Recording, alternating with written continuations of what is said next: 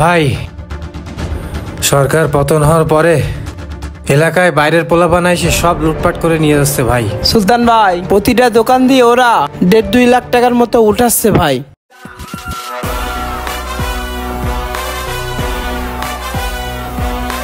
এই সুলতান ভাইকে তারা চিনে না?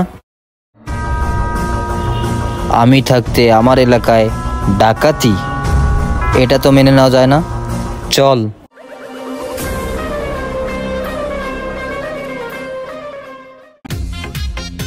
হে কাব্য ভাই আইছে। কাব্য, শোনো ভাইয়া, তুমি বুক ফুলায় দোকানদারি করবা, আর তোমার দোকানদার যারা চাঁদাবাজি করে টাকা নিয়ে গেছে ভাই তাদের মেরে হসপিটালে পাঠাই দিছে। তোমাদের কোনো ভয় নাই, আমরা আছি তোমাদের সাথে। এ কাব্য, তুমি কোনো ভয় পাও না। আমরা থাকতে তোমার কোনো ভরসা নাই। সরি, আমরা থাকতে তোমার ভরসা আছে। এরপর থেকে যেই আসবে আমাকে একটা ফোন দেবা। ফোন নাম্বার আছে? হ্যাঁ। এনে কাব্য ভাইয়ের কার্ড, কোনো প্রবলেম হইলেই কল দিবি। চিন্তা করবে না কোনো। চল। চলেন ভাই। ভাই, কেবল দেখলাম সুমনের দোকানে লুটপাট হচ্ছে। আমরা এই কয়টারে যে মারলাম তাতেও কাজ হয় নাই। সুমনের দোকানে আবার লোকজন এসে লুটপাট করতেছে, বস্তা ভরে মাল নিয়ে যাচ্ছে। ভাই ওরা এখনো আছে, চলেন। আমি এলাকায় থাকতেও এইসব লুটপাট হচ্ছে। চল। হে, কেডা ডাকাতি করতে আইছে রে তোরে নে? ভাই, ওনারা এসে আমার দোকানে সবকিছু নিয়ে যাচ্ছে ভাই, আপনি একটু কিছু করেন। সুলতানের এলাকায় এসে চাঁদাবাজি? হ্যাঁ। হে আব্দুল্লাহ, ওর একখান ঠাসায় থাবা মার। ভাই, থাবাটা আপনি পারেন, তাহলে আপনি এই জায়গার বস হয়ে যাবেন। কথাটা তো মন্দ কয় নাই, সাহস নাই তারপরও জি। হ্যাঁ, আমি কেডা একটু কইয়া দে। ও বুঝতে পারতেছে না কার এলাকায় আইছে। তোরে ভাইকে ফোন দিয়ে আনছিস না? কেউ ভাই উনি হলো আমাদের এলাকার রক্ষক। শোনো, এলাকায় দোকানে যত ডাকাতি হইছে ওই পোলাবানের মনে করো হাত পা ভেঙে দিছি। কি দিছি না? ভাই দেখলাম তো। হ্যাঁ দিছি। আর শোনো, আজকে মালের উপরে দিয়ে গেছে, কালকে জানের উপর দিয়েও যাইতে পারে, তাই না? তা তোমার দোকান দিয়ে কয় টাকা ডাকাতি হয়েছে? 1.5 লাখ টাকা ভাই। 1.5 লাখ? ঠিক আছে, মনে করো দেশ নিয়ন্ত্রণে আসতে এখনো অনেক সময় লাগবে, তাও তো 3-4 মাস লাগবে। 3-4 মাস মনে করো তোমার দোকান বাড়ি যাই কর সব জায়গা আমার প্লেয়াররা পাহারা দেবে। তোমার জানেরও সমস্যা হবে না, মালেরও সমস্যা হবে না। তুমি 1 লাখ টাকা করে ওদের দিও, ঠিক আছে? আরে চিন্তা করো না, 1 লাখ দেবা, তাতে কি হয়েছে? কতই তো কামাও, জান বাঁচবে তোমার, জান, বুঝো নাই?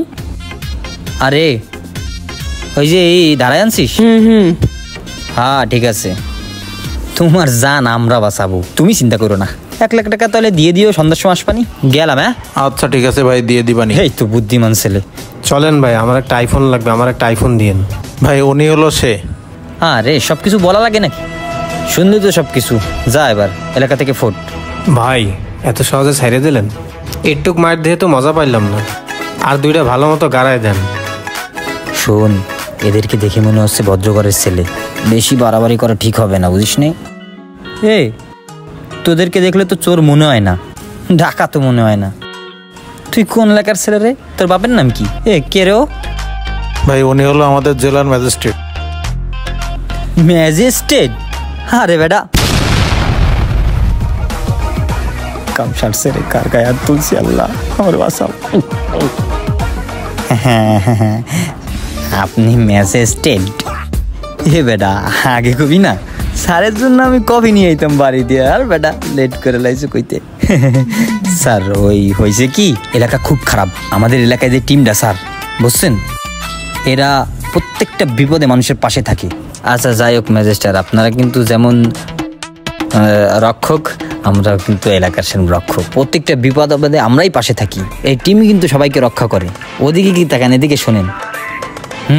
আমার কথা কি বিশ্বাস হচ্ছে না? এরা আমার সাথে কাজ। আবার ধরা খেয়ে গেলাম নাকি? স্যার ওরা ওই পানির পিপাসা লাগছে তাই গেছে।